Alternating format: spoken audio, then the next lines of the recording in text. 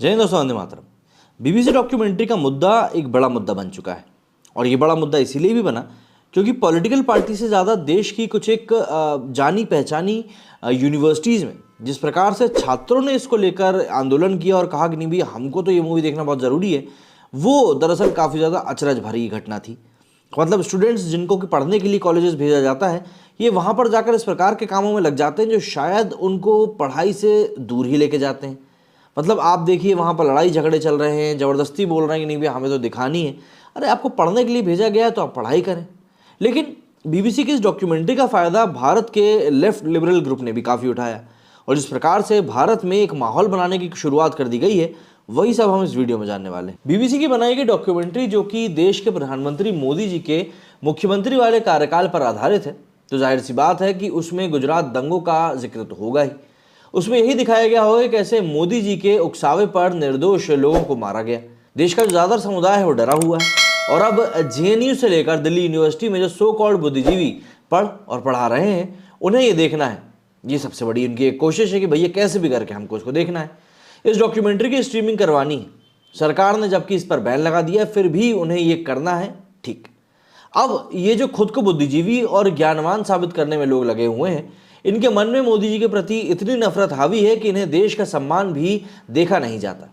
इनकी अक्ल पर कुंठा का ताला यूं पड़ा हुआ है कि देख ही नहीं पा रहे हैं कि यह बीबीसी आखिर क्या करने की कोशिश कर रहा है। सबसे पहले तो पिछले कुछ सालों में भारत की इमेज जो विश्व पटल पर उभरी है, उस इमेज को इंग्लैंड तार तार करने की कोशिश कर रहा है। भारत अब G20 देशों के समूह में एक और नेता के रूप में उभर रहा है। यह भी इंग्लैंड जैसे सामंतवादी मानसिकता वाले देश को पच नहीं रहा है।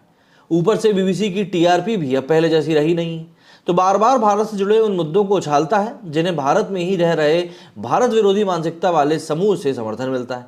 जैसी दिल्ली दंगों के दौरान भी बीबीसी ने जो रिपोर्टिंग की, उसमें कहीं भी हिंदुओं के बारे में कोई जिक्र ही नहीं था।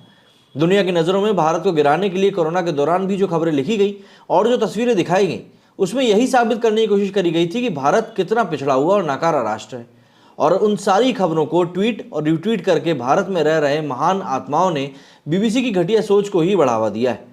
इंडिया द मोदी क्वेश्चंस नाम से बनी इस डॉक्यूमेंट्री को दिखाने के लिए दिल्ली में जो नौटंकी कर रहे हैं और उनको लग रहा है कि इससे मोदी जी का छिछलीदार होगा, या तो मासूम है या फिर उनको पता नहीं है कि मोदी क्या चीज़।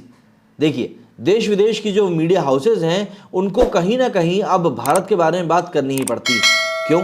क्योंकि उनको पता है कि भारत के बारे में बात करेंगे तभी उनको ज़्यादा व्यूज़ मिलेंगे।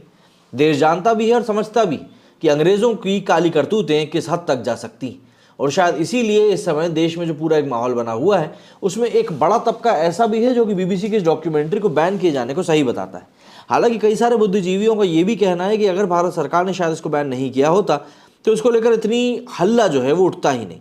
लेकिन देखिए, हल्ला तो हो रहा है, लोग बातें कर रहे हैं, और अगर बातें कर रहे हैं तो कहीं ना कहीं जवाबदेही तो उन लोगों की बनेगी जो कि ज़बरदस्ती इस प्रकार की डॉक्यूमेंट्री की स्क्रीनिंग करने की बात कर रहे हैं, क्योंकि उनके लिए स्क्रीनिंग से ऊपर तो शायद कुछ है ही नहीं और वो उसके ऊपर देखना चाहते भी नहीं। आपका इस बारे में क्या कहना है, कमेंट करके ज़रूर बताइएगा। मेरे सुनिए फिलहाल नहीं। जय हिंद, जय भारत।